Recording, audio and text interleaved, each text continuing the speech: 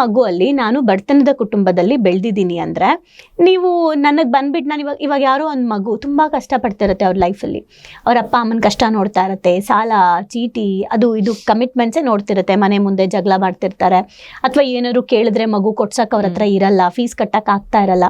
ಈ ತರದ ಸಿಚುಯೇಷನ್ ಅಲ್ಲಿ ಬೆಳೆದಂತ ಮಗು ನಾನು ಹೋಗ್ಬಿಟ್ಟು ಪುಟ್ಟ ನೀನು ಒಂದು 3 ಕೋಟಿ ರೂಪಾಯಿ ಮನೆ ತಗೊಂತೀಯಪ್ಪ ಅಂದ್ರೆ ಮಗು ಖಂಡಿತ ಅದು ಒಪ್ಕೊಳ್ಳಲ್ಲ. ಈವನ್ ಅದು ಏನ್ ಹೇಳ್ತಾರೆ, ಸ್ಕೂಲ್ ಲೆವೆಲ್ಗೆ ಬಂದ್ರೂ ಕೂಡ ಅಯ್ಯೋ ನಾನು ಫಸ್ಟ್ ದುಡಿಬೇಕು, ನಾನು ಸಂಬಳ ಮಾಡ್ಕೋಬೇಕು, ಸಂಬಳ ತಗೋಬೇಕು, ಆ ಸಂಬಳನ ನಾನು ಕೂಡಿಡ್ಬೇಕು, ಆಮೇಲೆ ನಾನು ಲೋನ್ಗೆ ಹೋಗ್ಬೇಕು, ಆಮೇಲೆ ನಾನು ಮನೆ ತಗೊಬೇಕು, 2 ಕೋಟಿ 3 ಕೋಟಿದ್ ಆಗಲ್ಲ, ಒಂದು ಸ್ವಂತ ಮನೆ ಮಾಡಬೇಕು, ಈ ಥರ ಡ್ರೀಮ್ಸ್ನ ಹೇಳುತ್ತೆ ಹೊರತು ನಾನೊಂದು 100 ಕೋಟಿ ಮಾಡಬೇಕು, ನಾನೊಂದು 1000 ಕೋಟಿ ಮಾಡಬೇಕು ಅಂತ ಅದಕ್ಕೆ ಯೋಚನೆನೂ ಬರಲ್ಲ.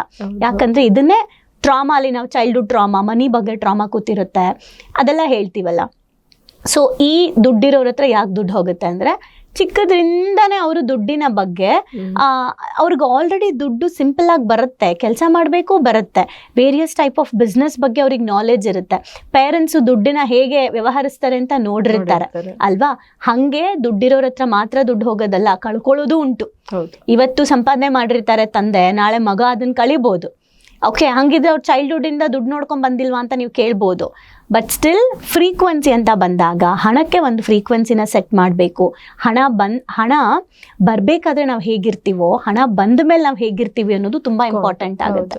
ಸೊ ಹಣ ಬರಬೇಕಾದ್ರೆ ನೀವು ಹಂಬಲ್ ಆಗಿದ್ದು, ಹಣ ಬಂದ ತಕ್ಷಣ ನಿಮ್ಗೆ ಈಗೋ ಜಾಸ್ತಿ ಆದರೆ ಅದು ಹಾಸ್ಪಿಟಲ್ಗೋ ಅಥವಾ ರಿಪೀಟೆಡ್ಲಿ ಅದು ಇದು ಖರ್ಚು, ರಿಪೇರಿಗಳು, ಆಕ್ಸಿಡೆಂಟ್ಗಳು, ಅದನ್ನ ಸರಿ ಮಾಡಿಸು ಇದನ್ನ ಸರಿ ಮಾಡಿಸು, ಒಂದು ನಲ್ಲಿ ಕೆಡೋದ್ರಿಂದ ಆಗ್ತಾ ಇರುತ್ತೆ ನಿಮಗೆ ಮನಿ ಈಗೋ ಬಂದ್ಬಿಟ್ರೆ ಆಯ್ತಾ. ಸೊ ಹಾಗಾಗಿ ಹಣ ಅನ್ನೋದೇನಿದೆ ಯಾಕೆ ದುಡ್ಡಿರೋರ ಹತ್ರ ಹೋಗುತ್ತೆ ಅನ್ನೋದಕ್ಕಿಂತ ಅವೇರ್ನೆಸ್ ಇರೋರ ಹತ್ರ ಹೋಗುತ್ತೆ.